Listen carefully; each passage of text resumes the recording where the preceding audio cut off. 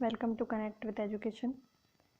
आज के हमारे इस वीडियो में सीडीबी के टॉप 10 क्वेश्चन लेकर आए हैं हम आपके लिए, जो काफ़ी इम्पोर्टेंट है एमपीरेट वर्ग 3 के लिए। चलिए देखते हैं क्वेश्चन फर्स्ट जो है। पहले देखिए क्वेश्चन फर्स्ट यहाँ पे दे रखा है, आनुवंशिकता को ... सामाजिक संरचना माना जाता है। यानी आनुवंशिकता को किस तरह की संरचना माना जाता है। ये सारे क्वेश्चन आपके जो है सिलेबस के हिसाब से मैं पढ़ा रही हूँ। तो ये आपके सिलेबस में एक टॉपिक है वंशानुक्रम और वातावरण का मानव के विकास पर क्या प्रभाव होता है। तो उससे रिलेटेड आज के जो 10 क्वेश्चन है वो है हमारे। तो शुरू करते हैं। ये क्वेश्चन हमने पढ़ा, आनुवंशिकता को सामाजिक संरचना माना जाता है। किस तरह की सामाजिक संरचना माना जाता है। तो ऑप्शन दे रखे हैं यहाँ पे, गुण, गत्यात्मक, स्थिर या प्राथमिक।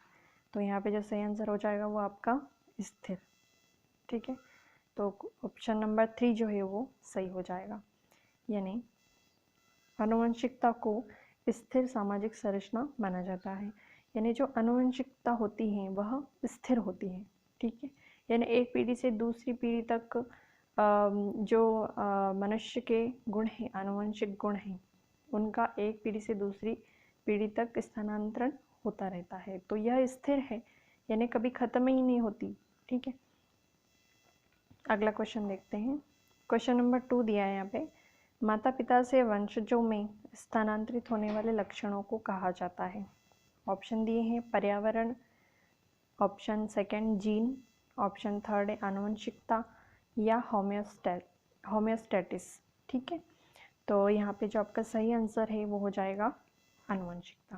ठीक है, ऑप्शन नंबर 3 आपका सही हो जाएगा। अगला क्वेश्चन देखते हैं, मानव जाति में वे कौन से वैयक्तिक विभिन्नता के निर्धारक तत्व होते हैं जो मानव जाति की विविधता को बताते हैं। यानी कौन से तत्व होते हैं जो मानव जाति में विविधता, यानी कि जातियों में भिन्नता पाई जाती है। कोई भी, सभी मानव एक जैसे तो नहीं होते हैं।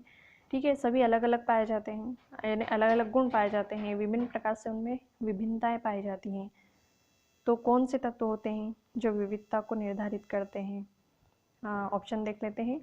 फर्स्ट है आपका पर्यावरण का अंतर, सेकंड आनुवंशिकता का अंतर, फिर है आनुवंशिकता वातावरण पर्यावरण की अंतःक्रिया, और कोई नहीं, फोर्थ ऑप्शन। तो यहाँ पे जो आपका सही ऑप्शन है वो थर्ड ऑप्शन हो जाएगा। यानी आनुवंशिकता और जो पर्यावरण है उन दोनों की अंतःक्रिया जो है वह मानव की विभिन्न जातियों का निर्धारण करती है। ठीक है, आनुवंशिकता और पर्यावरण की अंतःक्रिया का।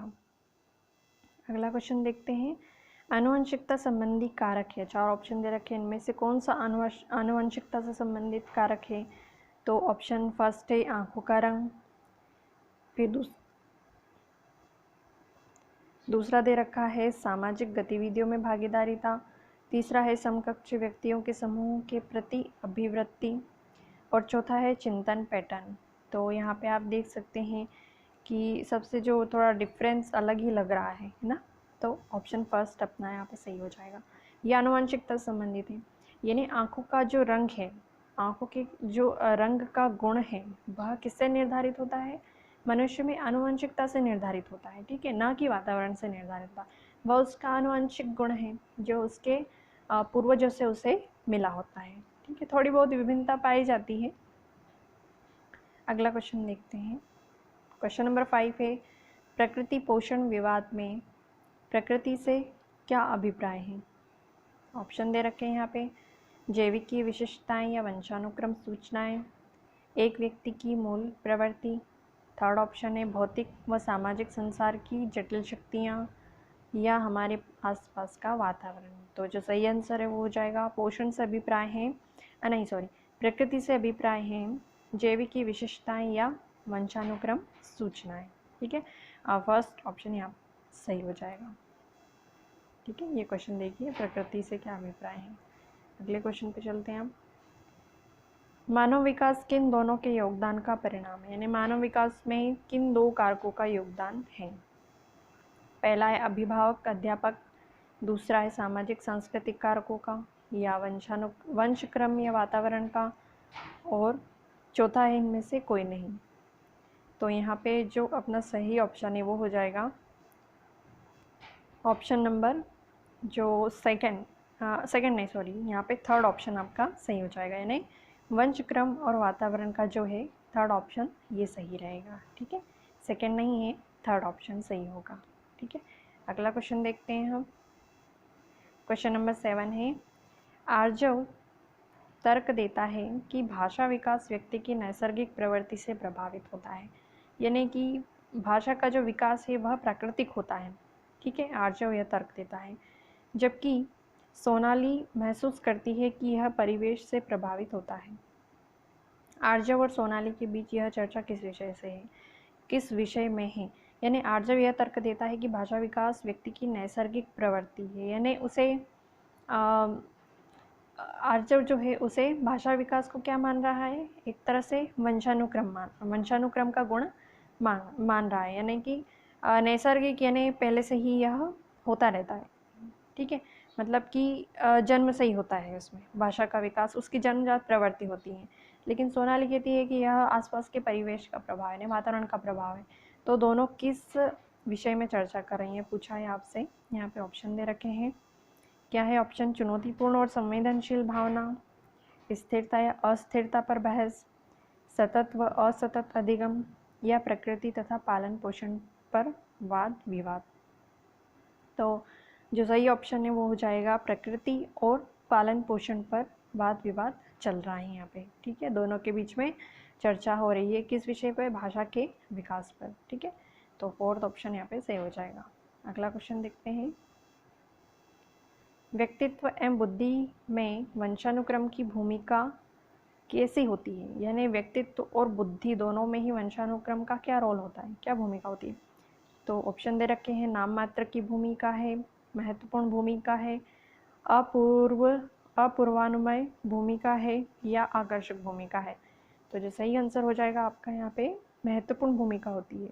ठीक है, सेकंड ऑप्शन सही हो जाएगा, क्योंकि मानव में व्यक्तित्व एवं बुद्धि में वंशानुक्रम की बहुत ही महत्वपूर्ण भूमिका होती है। ठीक है, वंशानुक्रम से भी प्रभावित होता है व्यक्तित्व यानी पर्सनालिटी, और बुद्धि, ठीक है, इंटेलिजेंस, दोनों ही प्रभावित होती है।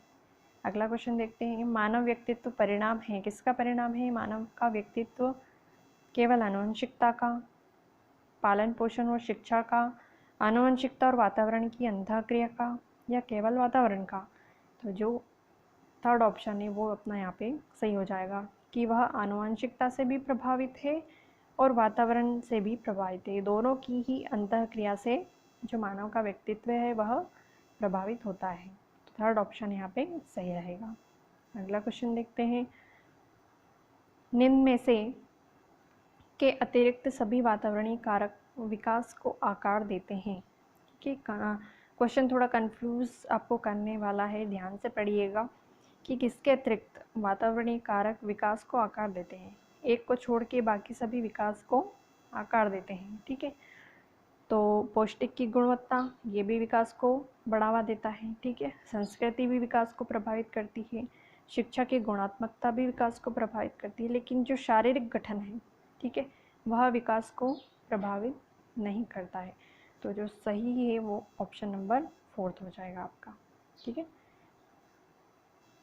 इस क्वेश्चन नंबर 10 का 4 जो है वह सही रहेगा। ठीक है, तो ये थे टॉप 10 क्वेश्चन। ये सारे ही क्वेश्चन प्रीवियस एग्ज़ाम में आ चुके हैं और आगे भी इनके आने की संभावना है, काफ़ी इम्पोर्टेंट क्वेश्चन है।